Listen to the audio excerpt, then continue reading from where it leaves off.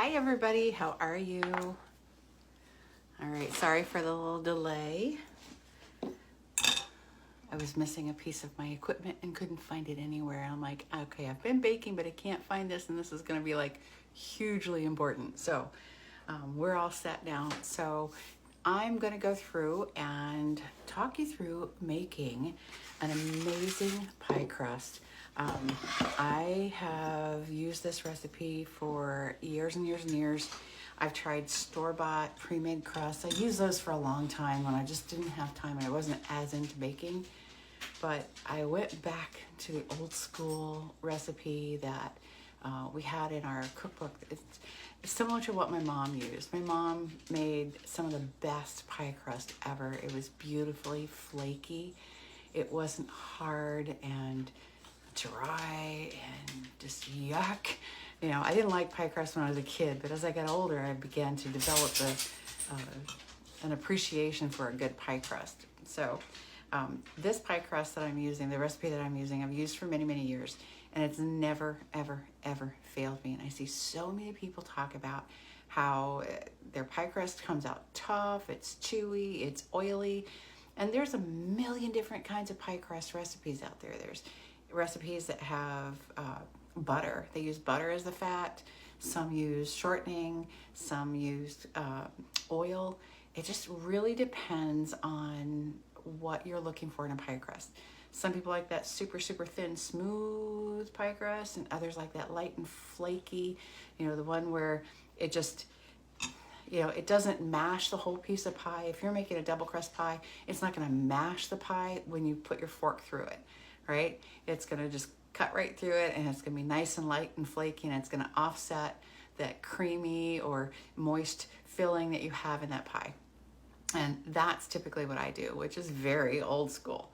All right, so this one we're going to make a double crust pie crust recipe, and this one is just barely big enough for our deep dish pie plate, the deep dish enameled pie plate. Stoneware, I love, love, love. I didn't have one of these until last summer, I believe it was last summer. And I baked a pie for Karen, my friend, and she's on here somewhere, I'm sure. Karen wanted a pie. She says, can you bake me a pie? I'll bring you my pie. She just ordered this from me from one of her parties that she was in, and she got it and she wanted a pie in it. So I'm like, okay. I've never baked in a stoneware pie plate. I don't know how this is going to work. I'm sorry. I was praying I didn't ruin it. The pie came out beautifully, and this pie dough recipe just barely fit. So because this is deeper, so your bottom crust is going to be a lot larger. That's going to take a larger portion of your dough than your top crust will. So that's what I'm going to be baking in today. And in fact, I haven't made my filling yet, and I got to do that. So after we're done today, then I'm going to put my filling together, and then I'm going to bake a pie. All right. So some of the things that you're going to need all-purpose flour. You're going to need salt, shortening, and ice water. And I do mean ice water. So you want to make sure that because you're going to use quite a few tablespoons of ice water, and you want to make sure that you've got enough ice in there to really make that water super, super cold. I put my ice in there, put my water in, and I set it aside, and I'll leave it for about 15 minutes because I know that water's really going to be nice and cold. You want that cold. You don't want to handle the dough so much that the shortening starts melting. All right, so the colder the shortening stays, the fluffier the flakier your pie dough is going to be after it's baking in the oven. Hey Deb, how are you? So right off the bat, we're going to start with our flour, and I always sift my flour. If you have a hand crank sift, you can use that. I just use a little wire basket. Unfortunately, it's not Pampered Chef. Sorry. I do have a fine mesh sieve, but I find it's a little bit too fine for this. So I'm going to add my 2 cups of flour. I keep thinking about the single pie crust recipe. I do want to mention really quickly though, okay? So, oops, let me grab that real quick.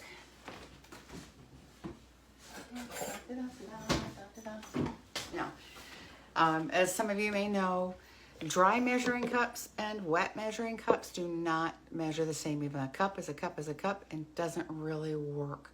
So you want to be very careful and make sure that if you're measuring your dry ingredients that you always use a dry measuring cup. All right, so we're going to start with 2 cups of flour. The other thing I want to mention too, go ahead and mound your flour over, and then you want to level it off with your level. Make sure that you've got an actual cup. I've seen people bang these on the table, mash it in. Don't do that. You want to just lightly level it. We're going to sift it anyway, but if you pack more flour in there and then sift it, you're still going to have more flour than you should for your recipe, so your recipe may not come out right. So make sure you put your flour in your cup, and then you use your leveler and you level it off very gently. Easy peasy. All right, so we're gonna put that in there. Next, I'm gonna go ahead and add my salt in with my flour. All right, I've got a teaspoon of finely grated sea salt. So that's gonna blend right in there. And then all I'm gonna do, I'm gonna sift it. I'm gonna get all the lumps out. And I'm not gonna use the lumps. I'm not gonna use the lumps. Really easy. Oh, good, that's all we have. Very minimal. All right. So now I'm going to put my shortening in. This is 2/3 of a cup of vegetable shortening. All right. So a lot of people will like to use lard, butter, oil. Oil will give you a totally different texture, so you do not want to substitute with this particular recipe. You definitely want to stick with the shortening. All right. Next thing I'm going to do, I'm going to use a pastry blender to cut my shortening in, because if I mash it with a spatula or a spoon or anything like that, I'm really not keeping that light and fluffy flour. I want to make sure I stay as nice and fluffy. So I'm going to cut this in with my pastry blender. I'm going to bring my pastry blender under the flour and pull it up and just kind of toss it around on top of the shortening. I'm going to move that shortening ball around. And then I'm going to cut down through, and I'm going to shake it all out. Okay. Cut through and shake it out. And you want to cut this through. Keep moving it off of or keep shaking it off of your pastry blender. Now, if you don't have a pastry blender, use 2 forks. Or if you have a meat fork in your silverware set, really big fat fork, you can use that. Or you can just use the 2-fork method. Don't use your hands, okay? Because when your heat from your hands is going to make that shortening melt, and it's a totally different thing. If you want to, some recipes call for you to rub the shortening or the butter into the flour. That creates a whole different texture. This is honestly what has worked for me for many, many years. And all I'm doing is pressing, and I'm moving it around the bowl, and I'm keep cutting it. We want to eventually get to like a pea size amount. You want to work the shortening in gently. You don't want to mash it. It seems like there's a song in there. Mash it. No, I'm sorry. I told you. You never know what to expect when you come onto one of my lives. All right, so that looks pretty good. Let me get this off of my pastry blender. There's still a few big hunks of shortening I want to take care of. So this is pretty good. All right, all that out of there. I'm going to set that aside. Grab a paper towel. All right, my lighting isn't really good, but I'm going to try to hold this up so you can see it. Okay, you see the texture? It's just about like, almost like kind of a medium grain sand, and you've got some bits and pieces in there. They're about the size of small peas. So that's perfect. All right, now what we're gonna do is we're gonna add our water, and we're gonna add 5 to 7 tablespoons. Of course, I wore the gratuitous dark shirt, so all the flour is gonna show, right? Whoever bakes in white, only professionals, right? All right, so we're gonna take 5 to 7 tablespoons. Now this is gonna depend on the humidity in the air. So the more moisture your flour has, the less water you're gonna need to add. So you just kind of eyeball it. This is not bad, so I might go ahead and start with 5 and then roll it around a little bit and then maybe add another one if I need to. So I'm gonna add, and I'm just gonna sprinkle that all over and keep the ice cube out. Okay, there's 2, there's 3, 4, 5. It's absorbing pretty good. I think I'm gonna go ahead and add one more. Okay, we're gonna start with 6. And then all I'm gonna do is I'm gonna move it around a little bit. Now your mixture is going to end up actually looking a little dry, but it's going to hold together. I think we actually may need that 7th one. All right, so we're gonna put one more in. That's our 7. All right, now you don't want to mix this up too much, all right? Even though it's kind of dry, that's okay. We're gonna take this up here. I'm just gonna see if I can get it mushed around into one spot. Get the texture of it, get the feel, that's perfect. All right, so we're gonna dump it out onto our pastry mat. It's gonna make a mess, and that's okay because you're gonna put it into a ball. Get the rest of that out of there. We're just going to take it and we're going to gently shape it into a disc. Okay, just like that. You can see it's a little bit flaky.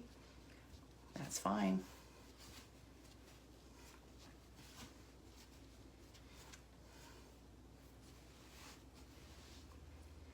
Now when that rolls out, that's going to be gorgeous. All right. I'm going to pat it out just a little bit. You know what? I think we're going to do it. I think I'm just going to cut it in a little bit less than half. Because remember, your top crust is going to be smaller than your bottom. We're going to mush this together a little bit. All right. Now, the next trick, okay? The next trick is to wrap these up in plastic and leave them for at least 15 minutes. Now, this works really the best if you can make your pie crust the day ahead, all right? Make it a day ahead of time, throw it in the fridge. Take it out a couple of hours before you're ready to roll your pie dough out and roll it out, and it's gonna be beautiful, okay? So the less you handle it with your bare hands, the better. So I'm gonna get my plastic wrap and we're gonna wrap that up.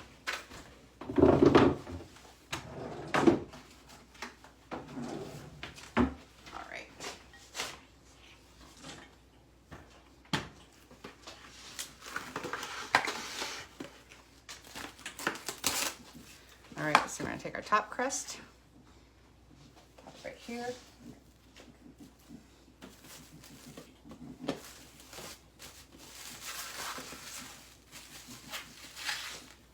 And we're gonna do the bottom one, the same thing. And then I'm gonna come back later. I'm gonna roll this out, and I'll come back live, and we'll get it all rolled out, and I'll show you how easy it is to work it. All right. So we're just gonna wrap it up in plastic loosely, and we're gonna let it set for about 15 minutes. All right. And I'll be back with you guys very shortly. All right. See you then.